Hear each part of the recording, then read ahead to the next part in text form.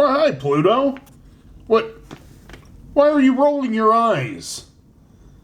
Oh, because of this thing? Yeah, this thing does stink.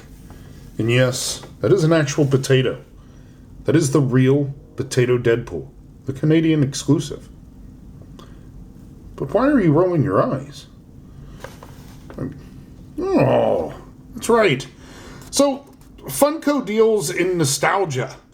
And part of my nostalgia as a child, Stinkor, the action figure, actually had a smell to him. So, I know that you're putting candy in here, but a lot of the Funko Pops, they've omitted the candy.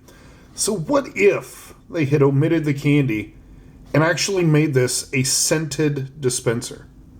Or an opportunity for special PEZ flavor candy! Okay, that's stretching it way too far. But to put a little perfume on this, huh? Now that's selling nostalgia.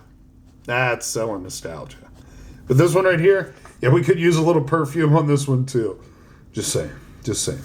Stop rolling your eyes, Pluto. They can't do everything great. Just some, most, okay, they can do a couple things. That's it. So until next time.